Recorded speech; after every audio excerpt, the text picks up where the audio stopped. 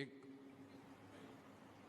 عالم دین Najaf کا کہتا ہے کہ میں نے بہت حساب کتاب بڑی ریاضت کی، کہیں سے میں نے لیا وظیفہ اور جا کر ریگستان میں بیٹھ گیا، حصار کھینچا اور عمل شروع کر دیا۔ امام سے ملاقات کرتا رہا پڑھتا رہا تو امام آ گئے۔ امام نے بولا بھائی ہاں کیا سوال ہے؟ اب اتنا مگن تھا ذکر میں کہ یہ بھول ہی گیا کہ میں نے امام کو بلایا ہے۔ کہتے نہیں مجھے کوئی کام نہیں ہے، اسے پتہ نہیں کوئی اور ہے۔ میں نے کہا کوئی کام ہے تو پوچھو۔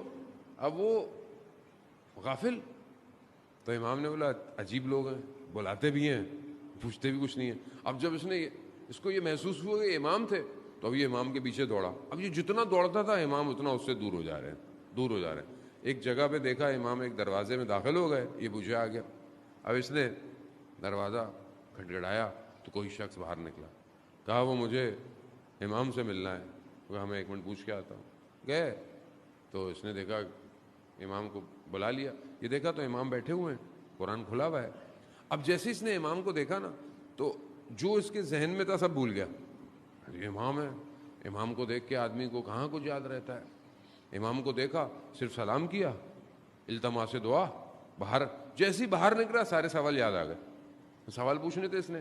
اب جب سوال یاد آئے اس نے دوبارہ دروازہ کھٹکھٹایا تو پھر وہی شخص باہر آیا، کہا مجھے امام سے ملنا ہے۔ کہا امام تو نہیں ہے۔ کہا کیسی باتیں کر رہے ہو، ابھی تو امام تھے، جھوٹ بول رہے ہو۔ وہ شخص عجیب سا ہو گیا، کہا کہ میں اتنے سالوں سے یہاں پہ ہوں اور تم میرے پر تہمت لگا رہے ہو، میں جھوٹ بول رہا ہوں، امام نہیں ہے۔ کہا میں ابھی آیا تھا، تو کہا اس وقت تھے، ابھی نہیں ہے امام۔ کہا ہاں مگر امام کا ایک شاگرد بیٹھا ہوا ہے، اگر سوال پوچھنا۔ اس نے بولا چلو شاگرد سے پوچھ۔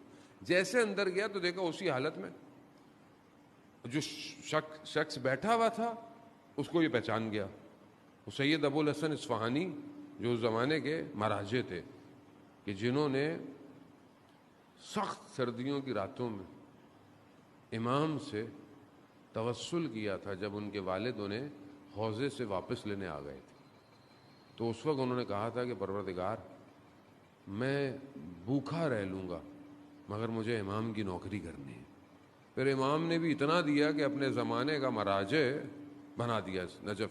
جب انہوں نے دیکھا مگر ان کو یقین نہیں آیا کہ یہ بہرحال وہ ہوں گے، انہوں نے چلو جو بھی ہے، سوال پوچھے، جواب لیے، گھر چل دیے۔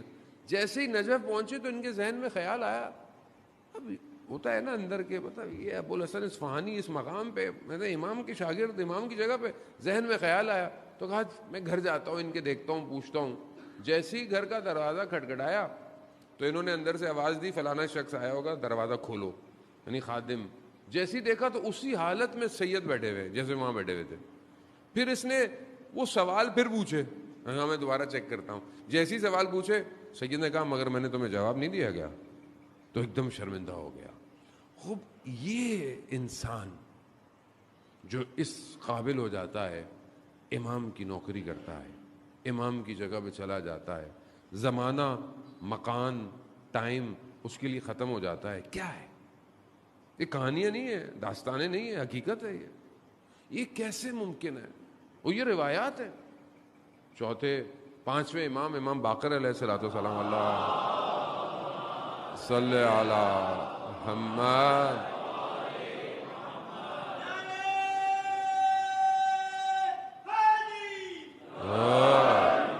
امام خود فرماتے ہیں کہ وہ جو ہمارے آخری کے اصحاب ہوں گے وہ ایک قدم بڑھائیں گے تو ان کا اگلا قدم مدینہ میں ہوگا۔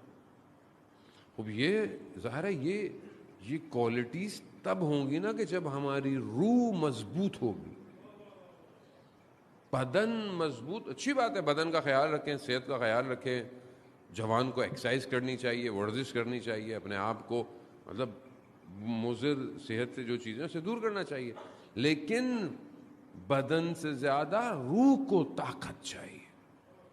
روح جب مضبوط ہوتی ہے تو وہ اپنے وقت میں پھیلنا شروع ہو جاتی ہے۔ ایک روح اگر بزرگ ہو جائے پورے معاشرے پر حاکمیت کرتی ہے، ایک روح۔ آپ دیکھیں گے ابھی 2 دن پہلے شہید عارف کی برسی تھی۔ شہید عارف حسینی آج تک دلوں پہ راج کر رہے ہیں۔ اس کی وجہ کیا ہے؟ روح بزرگ تھی، اور یہ روح تب بزرگ ہوتی ہے جب اس کی خلوت میں سجدے شروع ہوتے ہیں، جس کے سجدے دنیا کو دکھانے کے لیے نہیں ہوتے، جس کے سجدے صرف اپنے رب کی ملاقات کے لیے۔ اب ہماری زندگی میں جو اتنا حاصل ہے، اتنی جو پریشانی ہے، اتنے جو مشکلات ہیں، اس کی ایک سب سے بڑی وجہ ہمارا رب سے جو رابطہ ہے وہ بہت کمزور ہو گیا ہے۔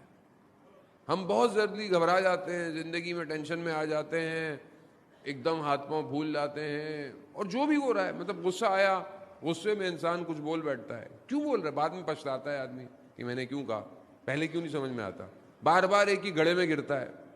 جوان ظاہر جوان ہے، اس کے اندر خواہشات بھی ہیں، تمایلات بھی ہیں، اٹریکشنز بھی ہیں، سب کچھ ہے، بار بار غلطی کرتا ہے۔ بعض اوقات جوان ویسے کرتے ہیں، مولانا صاحب توبہ بھی کر لی، پھر بھی گناہ ہو گیا، پھر توبہ کر لی، پھر گناہ ہو گیا۔ بہرحال وہ رحمان ہے، وہ رحیم ہے، ہم یہ نہیں کہتے کہ وہ معاف نہیں کرنے والا، وہ معاف کرنے والا ہے، لیکن میں بار بار کیوں گر رہا ہوں؟ اس کی وجہ یہ ہے کہ میرا رابطہ کمزور ہے۔ جب انسان کا رابطہ مضبوط ہو جائے تو اسے گناہ کی حقیقت نظر آتی ہے۔ گناہ کی حقیقت کیا ہے؟ آج مجھے معاشرے میں گناہ نظر نہیں آتا، مطلب مجھے تو لذتیں آ رہی ہیں نا، نعوذ باللہ، ویسے مجھے ہر چیز خوبصورت اچھی لگ رہی ہے، مگر ہر خوبصورت چیز حلال تھوڑی ہے۔ جو حلال ہے اس کی طرف دیکھیں، مگر ہر چیز حلال تو نہیں ہے، تو مجھے کیسے پتہ چلے گا حلال میں حرام میں فرق کیسے پتہ چلے گا؟ وہ آئیے، قرآن بہترین واقعہ بیان کرتا ہے، قصص الانبیاء، قصص القرآن احسن القصص ہے۔ حضرت یوسف علیہ السلام کا واقعہ اور زلیخا کا واقعہ بہترین واقعہ، جسے خدا نے اتنے ادب کے دائرے میں بیان کیا ہے کہ کوئی بھی بیان نہیں کر سکتا۔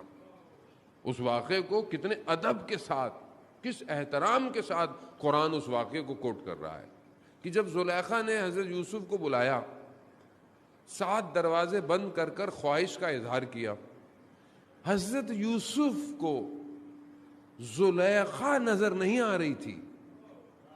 کمال تو الہی یہی تھا، جب پروردگار کہیں پر بھی حضرت یوسف نے زلیخا سے گفتگو نہیں کی، یا اس کو کہا ہو کہ یہ تو آپ کیا کہہ رہی ہیں، مطلب میں تو آپ کے گھر میں پلا بڑا ہوں، نہیں، کہا پروردگار تیری پناہ چاہتا ہوں۔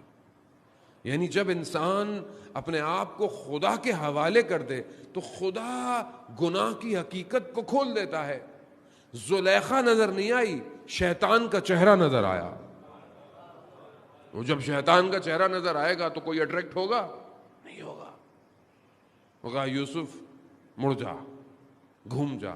جب خدا پر توکل ہو تو پھر یہ نہیں دیکھا جاتا کہ دروازے کھلے ہیں یا بند ہیں۔ مڑ جا، مڑ گئے، 7 بند دروازے کھل گئے۔ مگر جو خدا مصر میں تھا وہ خدا آج نہیں ہے۔ اگر ہم بھی خدا کی پناہ مانگیں اپنی تنہائی میں، یہ جو دنیا نے ہمارے لیے بازار گرم کیا ہوا ہے، انسٹاگرام، ٹک ٹاک، یہ سب کیا ہے؟ لذتیں ہیں نا، یہ بار بار آنکھوں کے سامنے آتی ہیں۔ بچہ غلطی سے کلک کرتا ہے، پھر دوسری کلک کرتا ہے، پھر تیسری۔ خوب ہاتھ جلتا کیوں نہیں ہے؟ کیونکہ آگ نظر نہیں آ رہی۔ اگر آپ اپنے آپ کو خدا کی پناہ میں دے دیں تو خدا آپ کو وہ لذت نہیں دکھائے گا، آگ دکھائے گا۔ تو ہو سکتا ہے آپ اپنا موبائل اٹھا کے پھینک دیں آپ، یقیناً بولے مجھے یہ نہیں چاہیے۔ 10 دن میں جوانوں کو ایک فارمولا دے رہا ہوں، پریکٹیکل ہے، دیکھیں، کیونکہ یہ سسٹم ہمارا نہیں ہے۔ آپ بولیں جی میں تو نوئے سنتا ہوں، مجلس سنتا ہوں، اچھی بات ہے، آپ سنتے ہیں، نوئے سنیں، مجلس سنیں، لیکن 4 نوئے سنیں گے، 5ویں کچھ اور چیز دیکھیں گے آپ۔ کیوں؟ کیونکہ یہ آپ کا سسٹم نہیں ہے، یہ اس کا الگورتھم ہے۔ اس نے اتنا سسٹم ڈیزائن کیا ہوا ہے کہ وہ 4 آپ کی، 5ویں اپنی چیز دکھاتا ہے، کچھ بھی کر لیں آپ، وہ اس کا سسٹم ایسا ہے۔ وہ آپ کی آواز سن کر، آپ کی نگاہیں، آپ کا آئی پی ایڈریس اس کو پتا ہے کہ یہ کراچی، نارتھ کراچی فلانے بلاک میں سے آئی پی آ رہی ہے، یہاں کے لوگ کیا ہیں، سب پتا ہے اسے۔ وہ آر ایس ایس، اس کا اتنا ڈیٹا کیلکولیٹڈ ہے، وہ آپ کی چاہتوں کو سب کو جانتا ہے، سب سسٹم بنا ہوا ہے۔ ایک آپ کی شکل کو میں جانتا ہوں، ایک آپ کی پرسنالٹی کو آپ کے گھر والے جانتے ہیں، اور ایک آپ کی پرسنالٹی کو یہ کمپیوٹر یا موبائل جانتا ہے کہ یہ کہاں کہاں گھومتا ہے، یہ کیا کیا دیکھتا ہے، یہ کیا کیا پسند کرتا ہے۔ اس نے آپ کی ایک شکل بنائی ہوئی ہے اپنے اندر، اس لیے وہ چیزوں آپ کو دکھاتا ہے۔ ایک چیز آسان سی عمل کریں نا، ظاہر ہے اگر کسی اپلیکیشن پر آپ سے گناہ ہو جائے جو کہ آپ نہیں چاہتے، آپ یقیناً نہیں چاہتے، آپ امام حسین کے ماننے والے ہیں، کبھی بھی یاد رکھیں اہل بیت کا ماننے والا فاسق نہیں ہو سکتا۔ میں نہیں کہہ رہا شخص امام جعفر صادق علیہ الصلوۃ والسلام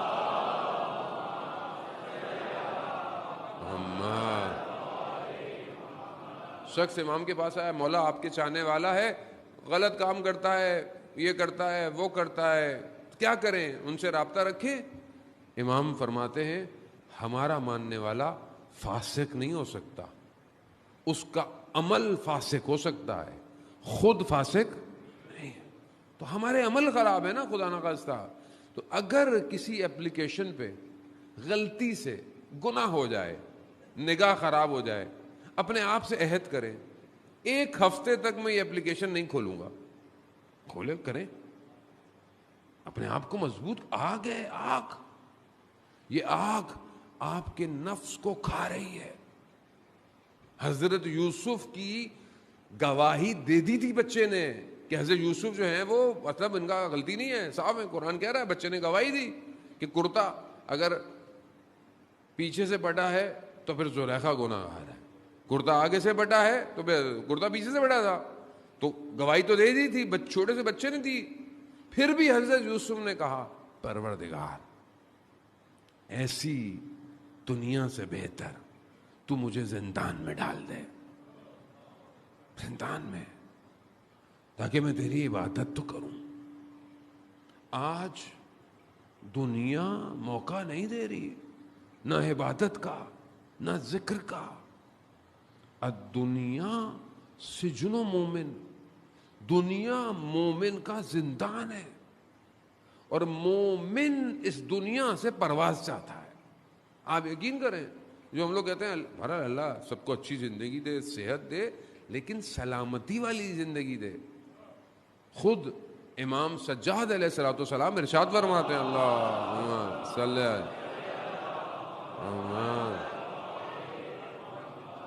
امام ارشاد فرماتے ہیں کہ پروردگار زندگی ایسی ہو جو تیری عبادت میں گزرے، اس سے پہلے کہ یہ زندگی شیطان کی چراگاہ بن جائے اٹھا لے۔ زندگی اگر اس کی عبادت میں ہے تو بہتر ہے، اس سے پہلے کہ اگر خراب ہو۔ عزیزان محترم، دنیا سے جانے میں گھبرانا نہیں چاہیے آدمی کو، کیونکہ ہماری اٹیچمنٹ اتنی ہے نا دنیا سے، اب ہمیں ڈر لگتا ہے میں مر جاؤں گا تو کیا ہوگا۔ ابھی انسان مر جائے گا تو کیا ہوگا، سب سے پہلے اسے اپنی بلونگنگز، جو چیزیں اس کے ساتھ جڑی ہوئی ہیں، اس کا خوف ہوتا ہے، یہ کہاں جائے گا، یہ کہاں جائے گا، کیونکہ اٹیچمنٹ بہت زیادہ ہے نا۔ اور جب انسان کو اٹیچمنٹ نہ ہو تو بڑے آرام سے جائے گا۔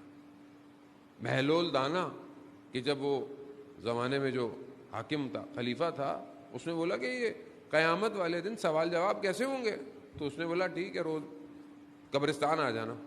تو اس نے دیکھا قبرستان میں ایک بڑا سا توا، لوہے کا برتن، کوئی چیز تھی جس پر نیچے آگ لگائی ہوئی، اس کو گرم کیا ہوا۔ سوال جواب کیسے ہوں گے؟ کہا ایسے ہوں گے، میں بتاتا ہوں، اس پر کھڑے ہو جاؤ اور اپنا نام اور جو جو تمہارے پاس ہے وہ بتاؤ۔ وہاں پہلے تم کھڑے ہو۔ بہلول دانا گئے، اپنا نام بتایا، دو تو کپڑے تھے، بولا یہ ہیں، واپس آ گئے۔ اب بادشاہ سلامت کھڑے ہوئے، وہ عالی جناب میں ہی پاؤں چل گیا، نام اتنا بڑا، جیسے ہمارا ہوتا ہے علامہ، حجت الاسلام، مسلمین اور پتہ نہیں کیا کیا، ہم ناموں میں ہی پھنس گئے ہیں آج کل۔ تو یہ انسان نام میں اتنا پھنس گیا، وہ نام میں پھنس گیا وہ، تو ابھی وہ بتاتا کہ میں یہ لباس ہیں، یہ کپڑے ہیں، یہ تخت ہے، یہ تاج ہے، یہ ہیرے ہیں، تو قیامت ایسی ہے، جتنا کم سامان ہوگا اتنا سفر آسان ہوگا، جتنا رکھو گے اتنا جواب دینا ہے۔ مولا کائنات حضرت علی ابن ابی طالب علیہ السلام.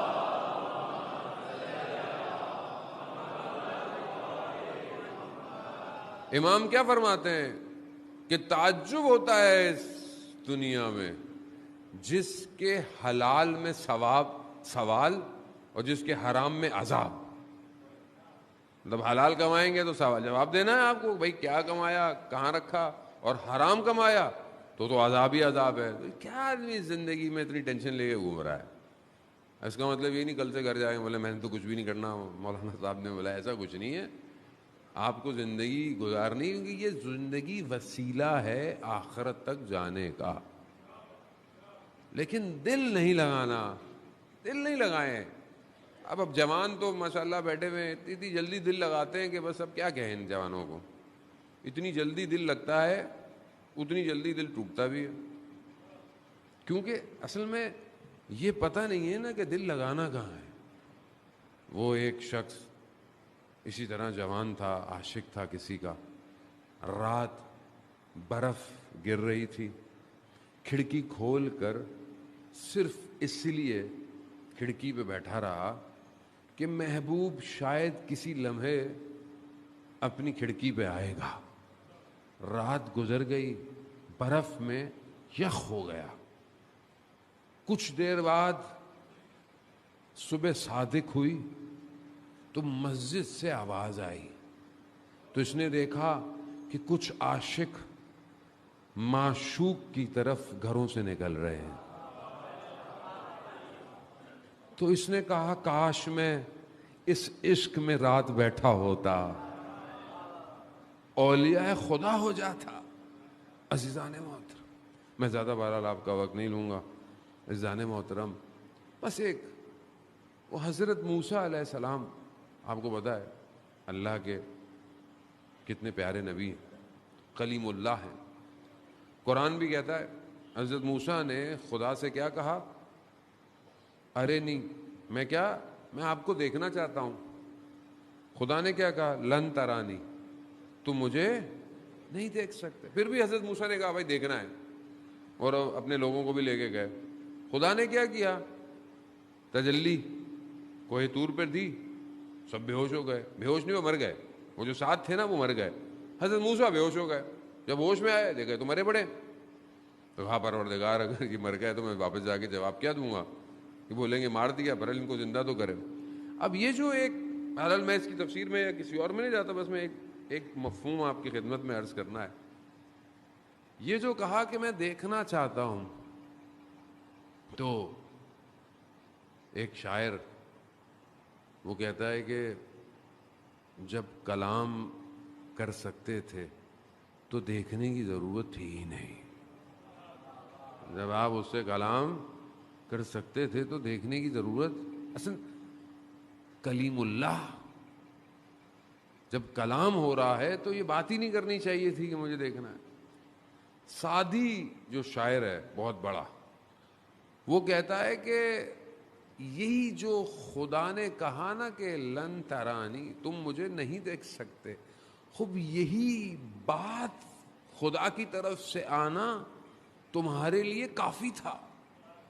کہ خدا کہہ رہا ہے کہ بس اصل تم نہیں دیکھ سکتے, اصل وہ تم سے کلام کر رہا ہے, اس سے بڑھ کر اور کیا ہو سکتا ہے. مگر حافظ جو ان سے بھی بڑا شاعر ہے, وہ اس واقعے کو کیا کہتا ہے, اور آپ سے التماس دعا. حافظ کہتا ہے کہ دیکھا یا دیکھنے کی خواہش تو اس کی جاتی ہے جس سے تم سے دور ہو. دیکھنے کی خواہش, ارانی میں دیکھنا چاہتا ہوں, کہا دیکھنے کی خواہش تو اس کے لیے کی جاتی ہے جو دور ہو تم سے. وہ تو شہرک سے بھی زیادہ قریب ہے, اسے دیکھنے کی خواہش کیوں. عزیزان محترم, بس اپنی زندگی میں لقاء اللہ کی کوشش کر.